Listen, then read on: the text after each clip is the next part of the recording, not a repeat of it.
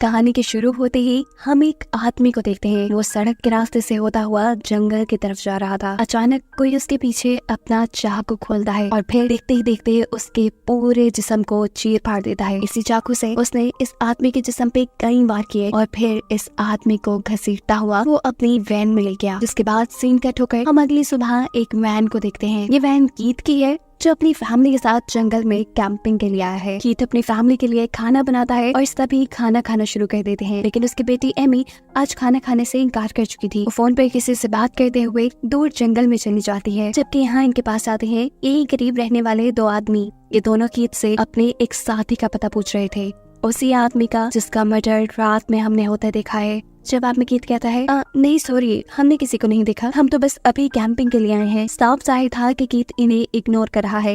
लेकिन तभी कीथ का बेटा आकर इन दोनों को दे देता है चॉकलेट्स। ये दोनों ही वो चॉकलेट रख लेते हैं और इतनी ही देर में कीथ की बेटी एमी भी यहाँ जाती है। कीथ एमी से कहता है जाओ जाकर वैन में बैठो। अब एमी को देखते ही ये दोनों लड़के कीथ से कहते हैं क्यों ना हम आपकी वैन को देख ले, हमें शक है कि हमारा साथी आपकी वैन में होगा। कीथ बड़े ही आराम से दिमाग लगाते हुए ये सिचुएशन हैंडल करता है और उन दोनों आदमियों से कहता है माफ करना लेकिन अभी हम जरा जल्दी में हैं। ये सुनकर वो दोनों आदमी चुपचाप अपनी गाड़ी में बैठकर चले जाते हैं और ये लोग भी जल्दी जल्दी अपना सामान पैक करके अपने घर की तरफ निकल जाते हैं। अभी वो आधे रास्ते में ही पहुंचे थे कि सामने उन्हें दोबारा वही दोनों आदमी मिल जाते हैं। ये दोनों अपनी कार ठीक कर रहे थे और इस टाइम एक आदमी के हाथ में गन भी थी। जिसे देखते ही कीथ की वाइफ डर जाती है। वो उससे कहती है कि तुम अपनी वैन को पीछे ले लो, लेकिन कीथ इस वैन को पीछे लेने के बजाय आगे बढ़ जाता है। अब ये दोनों आदमी कीथ के पास आते हैं और उनसे कहते हैं हमारी वैन खराब हो गई है, हो सके तो हमें लिफ्ट दे दो, वैसे भी आप लोग हमारे टाउन से गुजर के जाएंगे। कीथ का डरा सहमत चेहरा देखकर ये आदमी समझ गया कि ये लोग उसके शॉटगन से डर रहे हैं। इसीलिए वो कहता है हम दोनों को ना सही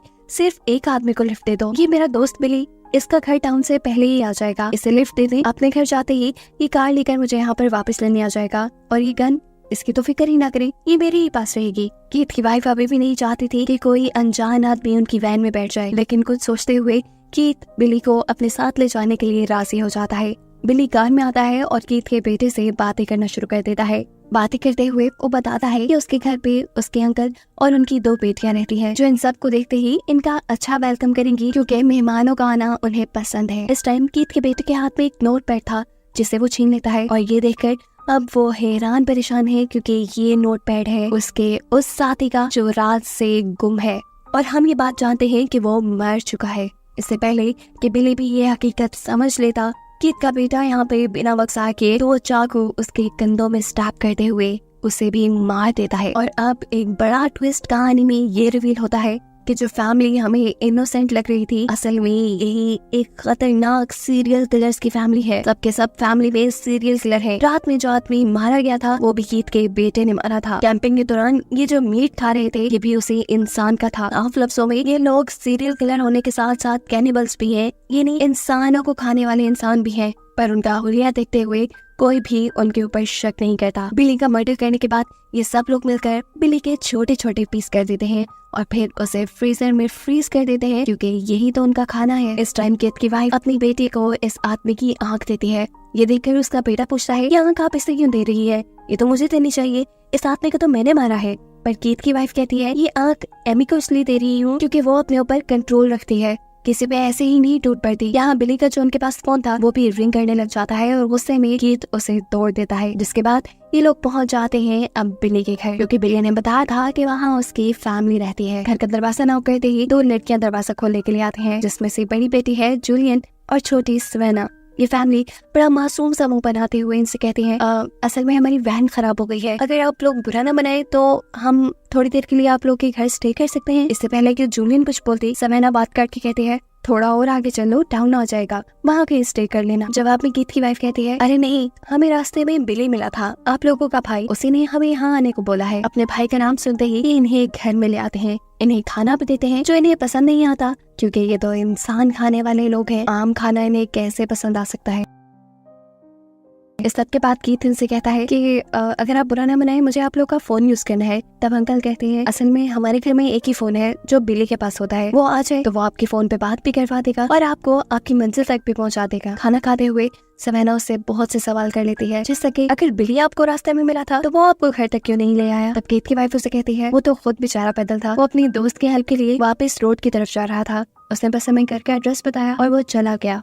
लेकिन सवेना के सवाल तो खत्म होने को ही नहीं आ रहे थे। उसके सवालों से तंग आकर ये सब अपने अपने वेपन्स निकाल लेते हैं गुस्से में सवेना को मारने के लिए। पर तभी दरवाजा नॉक होता है और यहाँ एक अच्छा खासा हड्डा कटा इंसान उनके घर पे आ जाता है, जिसे देखते ही ये चारों घबरा गए, क्योंकि ऐसे इंसान से लड़ना, उसका मुकाबला करना और उसे मारना इनके लिए हमेशा मुश्किल हो जाता है। ये जूलियन का फियांसी है। इसे देखते ही ये चारों अपने अपने वेपन्स दोबारा छुपा लेते हैं। सीन कट होकर हम बिली के दोस्त को देखते हैं, जिससे ये वहीं सड़क पर ही छोड़ा थे। वो बार बार बिली को कॉल कर रहा था, लेकिन बिली का फोन ऑफ जा रहा था। अब तो उसे घबराहट भी होने लगी थी और तभी उसके सामने आ जाता है एक पुलिस वाला।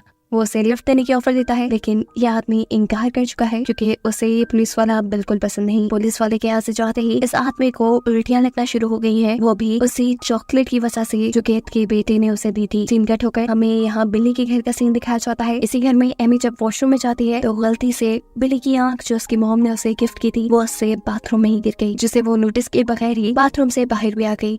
बाथरूम से बाहर उसे नजर आई सवेना, जिसकी तरफ वो एक कपल की तरह अट्रैक्ट होने लगी। इतने में यहाँ पर जूलियन आ जाती है और इन दोनों को बताती है कि सोने का इंतजाम हो गया है। सोने से पहले सवेना सबको पियानो प्ले करके दिखाती है, जो सुनकर एमी भी इम्प्रेस हो गई थी। इस सब के बाद सभी लोग अपने अपने रूम्स में सोने के लिए चले गए। कीथ की वाइफ परेशान थी क्योंकि वो किसी फैमिली को मारना नहीं चाहती थी। इन्होंने भी अपने रूल्स बनाए हुए थे, ये सिर्फ उन्हीं लोगों को मारते थे जो इस दुनिया पे बोझ हो, जो बुरे काम करते हो। इन्होंने कभी हंसती खेलती फैमिलीज को नहीं मारा था और आज ये लोग यही काम करने जा रहे थे। तब कीथ अपनी वाइफ को रिलैक्स करते हुए कहता है इनके बारे में ज्यादा नहीं सोचो, ये लोग भी इस दुनिया पे बोझ ही हैं। देखो क्या लाइफ स्टैंडर्ड है इनका, ना कोई लाइफ का एम ना गोल, तुम परेशान मत हो, सब कुछ ठीक हो जाएगा। इसके बाद कीथ अपने बेटे के पास जाता है, जिसके बारे में हमें पहले से ही पता है कि वो बहुत ज्यादा जज्बाती है। वो अपने बेटे से कहते हैं कि जूलियन को तुम मार लेना, लेकिन उसके फियांसे को मैं मारूंगा क्योंकि वो एक ताकतवर इंसान है। मेरे सिग्नल देने से पहले तुम्हें कुछ उल्टा सीधा नहीं करना, वरना गड़बड़ी भी हो सकती है। यहाँ सवेना के रूम में एमी थी, जो इस टाइम सवेना के अवार्ड्स दिख रही थी, जो सबके सब उसने तीरंदाजी में जीते थे। उसका निशाना बहुत पक्का था। ये लोग यही बातें कर रहे थे कि दूसरी तरफ हम देखते हैं कि कीथ अब पहुंच चुका है सवेना और जूलियन के डैड के रूम में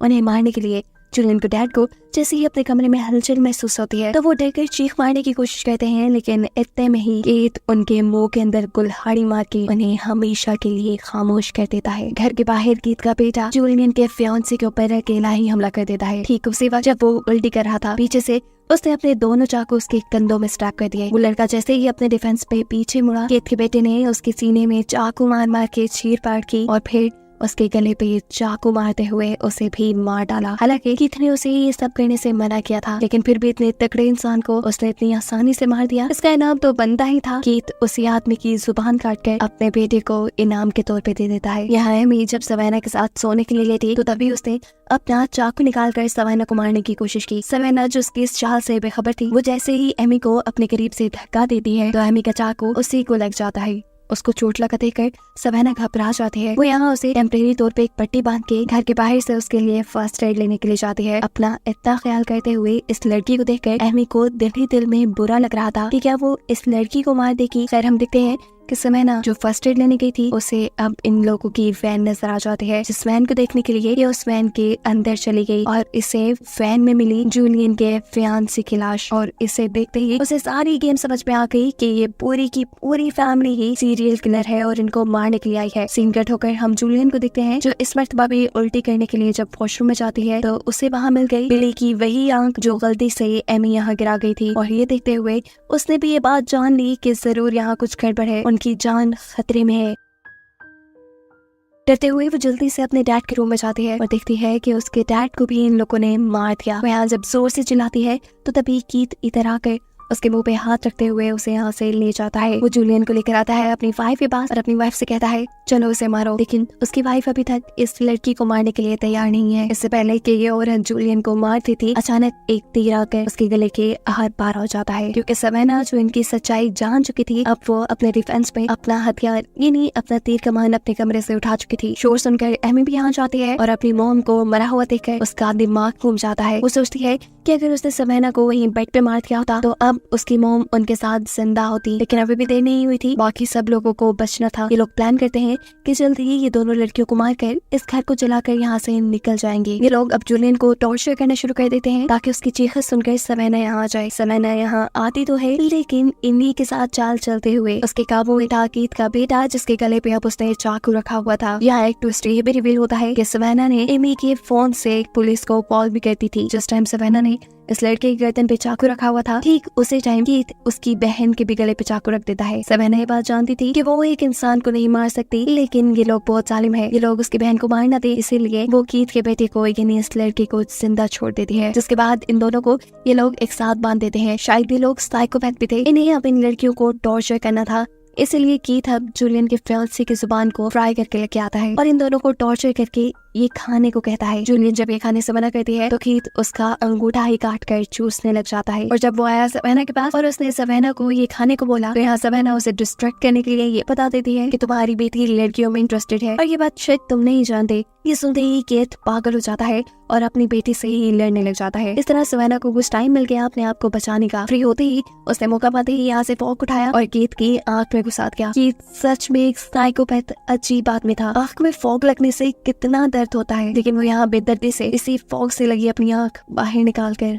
खुद ही खा जाता है। इनकी इसी लड़ाई के दौरान यहाँ पर आ जाता है बिली का वो दोस्त जिसे ये लोग सुबह रोड पे छोड़ाए थे। उसे पता चल गया था कि जरूर कुछ गड़बड़ है। यही चेक करने के लिए तो वो बिली के घर आया था और यहाँ ये सब माहौल देखकर वो अब कीथ से लड़ने लग गया। दूसरी तरफ हम देखते हैं कि कीथ का बेटा जो इनके पूरे घर पे मिट्टी का तेल छिड़क रहा था, वो भी इस आदमी को देखते हुए घर के अंदर आ जाता है, जिसे काबू करती है सवेना। सवेना पहले उसकी गर्दन पे चाकू रखते हुए उसे किचन में ले जाती है, उसका हाथ चलाती है और फिर गरम गरम पकता हुआ पानी उसके मुंह पे फेंक देती है। ऐसा करते ही ये लड़का बहुत ज्यादा कमजोर हो गया, जिसके बाद सवेना अब उसके गले पे प्रेशर डालते हुए उसे मार डालती है। सवेना ने तो अपने दुश्मन को मार दिया था, लेकिन दूसरी तरफ बिली का दोस्त कीथ से हार जाता है। जख्मी होने के बावजूद वो अपना अच्छा डिफेंस करता है और कीथ के दोस्त के सर में चाकू घुसाते हुए उसे जान से मार देता है। अभी वो यही करके फारिग हुआ था कि अचानक पीछे से सवेना की बहन यानी जूलियन आकर एक जोरदार हथौड़ा उसके सर पे मारती है, जिससे उसकी भी मौत हो गई। दोनों बहनों ने एक दूसरे को देखकर लंबा सांस भरा, लेकिन अभी जको नहीं हुआ था क्योंकि ये जानती थी कि अभी एमी जिंदा है, जिसे अब इन दोनों को मारना है। अचानक हम देखते हैं कि एमी जूलियन के पीछे आकर उसे चाकू मारते हुए स्टैब करके खत्म कर देती है और फिर पीछे पड़ जाती है सवेना के। अपनी जान बचाने के लिए अपने तीर कमान से सवेना उसके ऊपर हमला करने वाली थी, जिससे बचने के लिए एमी घर से बाहर भागते हैं। हम देखते हैं कि बाहर पुलिस भी आ चुकी थी। पुलिस को असल में कॉल तो सवेना ने ही की थी, पर एमी के नंबर से। यहाँ पुलिस भी सारा माहौल देखकर धोखा खा गए। उन्होंने एमी की फैमिली को इनोसेंट समझ लिया, जबकि इन गाँव वालों को सीरियल किलर। पुलिस को यहाँ एमी की जान बचाना ठीक लगता है और इसी के चलते वो सवेना को गोली मार के यही खत्म कर देते हैं। उसने अपने हेडक्वार्टर में भी यही इन्फॉर्म किया था कि गांव वालों ने मासूम टूरिस्ट की फैमिली को मार डाला। अभी वो रिपोर्ट दे ही रहा था कि अचानक एमी उसके पीछे आती है और उसे भी मार डालती है, जिसके बाद अब वो बिल्कुल फ्री थी। बेशक उसकी फैमिली मर गई थी, लेकिन वो जिंदा थी। क्या वो अपने खिलाफ सारे सबूत मिटाने के लिए इस पूरे घर को आग लगाकर अपनी फैमिली वैन लेकर निकल जाती है, जिसे दिखाते हुए ये कहानी यही खत्म हुई।